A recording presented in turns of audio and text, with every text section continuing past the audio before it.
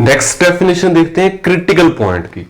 तो अगर सी एफ के डोमेन में से कोई एक एलिमेंट है और सी के ऊपर फंक्शन का जो फर्स्ट डेरिवेटिव है वो 0 है, या F dash of C does not exist, C F के डोमेन में मौजूद कोई पॉइंट है और सी के ऊपर फंक्शन का फर्स्ट डेरिवेटिव 0 है या फर्स्ट डेरिवेटिव एग्जिस्ट नहीं कर रहा, देन ये जो पॉइंट है सी एफ ऑफ सी, यानी x की वैल्यू c को हम y यानी अपने ओरिजिनल फंक्शन में लगाएंगे तो x y जो हमें पॉइंट मिलेगा वो क्या मिलेगा, सी एफ ऑफ सी। इस पॉइंट को हम क्या बोलेंगे, फंक्शन f का क्रिटिकल पॉइंट। बहुत सारी एग्जांपल्स हमने देखी हैं कि जहां पे फंक्शन का फर्स्ट डेरिवेटिव c के ऊपर क्या था, 0 था। और अब हम एक ऐसी एग्जांपल देखेंगे कि जहां पे फंक्शन का फर्स्ट डेरिवेटिव c पे एग्जिस्ट ही ना करे। तो आइए एग्जांपल्स देखते हैं। एग्जांपल नंबर 1 है पेज 102 पे। डिस्कस करना है टेंजेंट लाइन को to the graph of function mod of X at X is equal to 0 के ऊपर, यानी मॉड ऑफ एक्स आपके पास फंक्शन है और एक्स इज इक्वल टू 0 के ऊपर आपने इसकी टेंजेंट लाइन को डिस्कस करना है। तो चलिए सॉल्यूशन स्टार्ट करते हैं। तो टेंजेंट लाइन के बारे में हमने बात करनी है यहां पे। तो सब आप ये बात तो हम पहले डिस्कस कर चुके हैं कि जो स्लोप ऑफ टेंजेंट लाइन है वो क्या है, डेरिवेटिव है। तो आइए हम उसी से स्टार्ट करेंगे और उसके बाद देखेंगे क्या क्या इसका डेरिवेटिव एग्जिस्ट करता है या नहीं करता। एफ ऑफ एक्स आपके पास क्या है, मॉड ऑफ एक्स,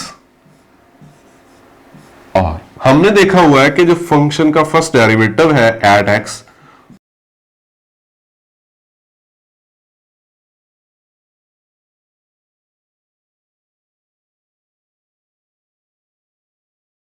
तो ये था फंक्शन का फर्स्ट डेरिवेटिव x के ऊपर, limit delta x approaches to 0 F of X plus delta X minus F of X over delta X. और ये बात भी हम देख चुके थे कि ये क्या है, स्लोप ऑफ टेंजेंट लाइन है। ये फर्स्ट फंक्शन का फर्स्ट डेरिवेटिव है। अब आप सोच रहे होंगे कि मैं यहां पे जो हमारा गिवन फंक्शन है मॉड ऑफ एक्स, उसका डायरेक्ट डेरिवेटिव क्यों नहीं निकाल रहा। तो मेरे पास कोई ऐसा फार्मूला नहीं है कि जिससे मैं डायरेक्ट इसका डेरिवेटिव निकालूं। तो जब भी ऐसा फंक्शन आए जिसका आपके पास कोई डायरेक्ट फार्मूला नहीं है डेरिवेटिव फाइंड करने का, तो उसके लिए हम हमेशा डेरिवेटिव फाइंड करेंगे बाय डेफिनेशन। तो इसलिए मैं अब इसका बाय डेफिनेशन डेरिवेटिव निकालूंगा। तो हमने डेरिवेटिव निकालना है at X is equal to 0 पे। तो एक्स इज इक्वल टू 0 के लिए डेफिनेशन क्या बन जाएगी, F dash of 0 is equal to limit, यानी जहां जहां एक्स है वहां हम क्या लगा देंगे, 0। तो F of delta X minus F of 0 over delta X. तो अब हमने इसको हल करना है। एफ ऑफ डेल्टा एक्स क्या होगा, एफ ऑफ एक्स है मॉड ऑफ एक्स, इसकी जगह क्या आ जाएगा, डेल्टा एक्स का मॉड।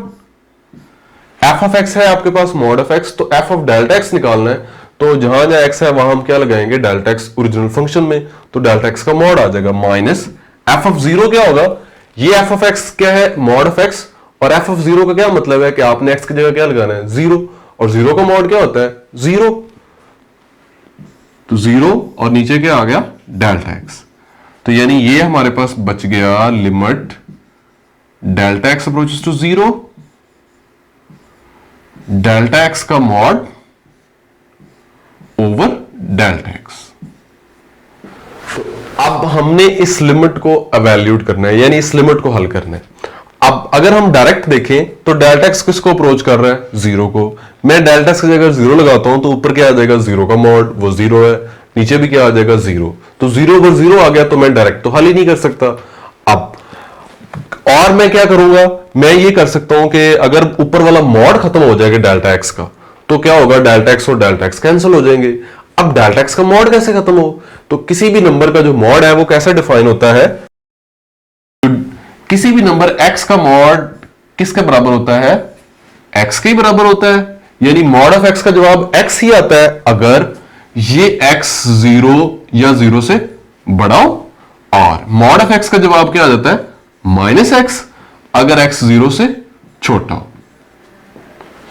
तो मैं मॉड ऑफ एक्स को यानी किसी भी नंबर के मॉड को मैं ऐसे उसकी डेफिनेशन लगाकर खत्म कर सकता हूं, डायरेक्ट तो नहीं खत्म कर सकते। तो यहां पे चूंकि डेल्टा एक्स किसको अप्रोच कर रहा है, 0 को, और हमने मॉड किसका लिया हुआ है, डेल्टा एक्स का। तो यहां पे मैं इस लिमिट को डायरेक्ट हल नहीं कर सकता। यहां क्या है, यहां पे डेल्टा एक्स का मॉड है और डेल्टा एक्स किसको अप्रोच कर रहा है, जीरो को, यानी डेल्टा एक्स जीरो को अप्रोच कर रहा है। तो जीरो के नजदीक तो मेरे पास नेगेटिव भी हैं नंबर्स और पॉजिटिव नंबर्स भी हैं। अगर यहां पे नेगेटिव नंबर्स हुए तो फिर क्या होगा, अगर x नेगेटिव हो तो x का मॉड किसके बराबर आ जाता है, माइनस एक्स के बराबर।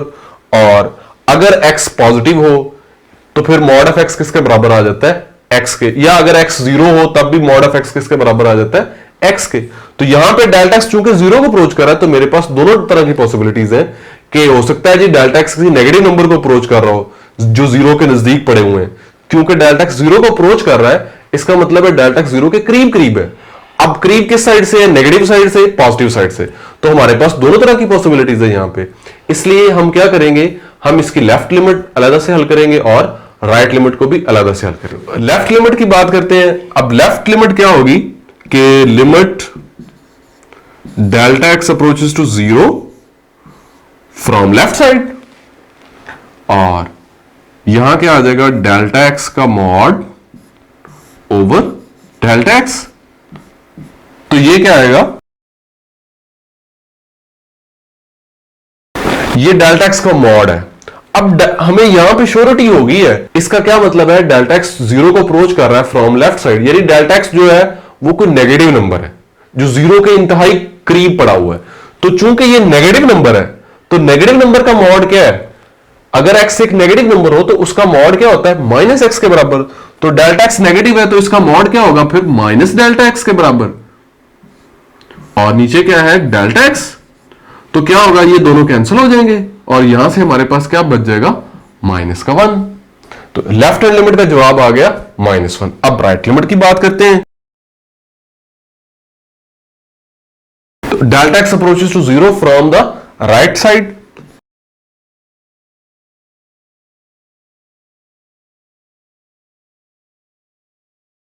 तो limit delta x approaches to zero from right side, और यहां पे क्या है, डेल्टा एक्स का मॉड। अब हमें यह पता चल गया है कि डेल्टा एक्स अप्रोच कर रहा है जीरो को फ्रॉम द राइट साइड, यानी डेल्टा एक्स जो है वो जीरो के क्लोज कोई पॉजिटिव नंबर है। तो अगर वो पॉजिटिव नंबर है तो फिर उस पॉजिटिव नंबर का मॉड क्या होता है, वो नंबर इटसेल्फ। या अगर वो नंबर खुद जीरो भी हो तब भी उस नंबर का मॉड क्या होता है, वो नंबर इटसेल्फ होता है। तो अब हमें श्योरिटी हो गई है कि डेल्टा एक्स एक पॉजिटिव नंबर है, तो फिर उसका मॉड क्या होगा, उसका मॉड डेल्टा एक्स के बराबर ही होगा। और नीचे भी क्या है, डेल्टा एक्स। तो ये दोनों कैंसिल हो जाएंगे, डेल्टा एक्स और डेल्टा एक्स, और हमारे पास जवाब क्या आ जाएगा, 1 आ जाएगा। तो आपने देखा लेफ्ट हैंड लिमिट तो आई -1, राइट हैंड लिमिट क्या आई, 1। दोनों लिमिट्स का जवाब ही बराबर नहीं है। इसका मतलब क्या है कि फिर लिमिट एग्जिस्ट ही नहीं कर रही। तो अगर लिमिट एग्जिस्ट नहीं कर रही तो फिर जो फंक्शन का डेरिवेटिव है इसका मतलब है वो एग्जिस्ट नहीं कर रहा, बिकॉज हमने कहा हुआ है कि जो फंक्शन का डेरिवेटिव है f डैश ऑफ x वो एक्चुअली एक लिमिट है, और अगर वो लिमिट एग्जिस्ट करती है तो फिर हम कहते हैं जी फंक्शन का फर्स्ट डेरिवेटिव एग्जिस्ट करता है। अब यहां लिमिट एग्जिस्ट नहीं कर रही तो फिर फर्स्ट डेरिवेटिव भी जीरो पे एग्जिस्ट नहीं कर रहा। सो जो आपका f ऑफ x बराबर मॉड ऑफ x है, इसके ग्राफ में x इज इक्वल टू 0 के ऊपर कोई भी टेंजेंट लाइन नहीं है।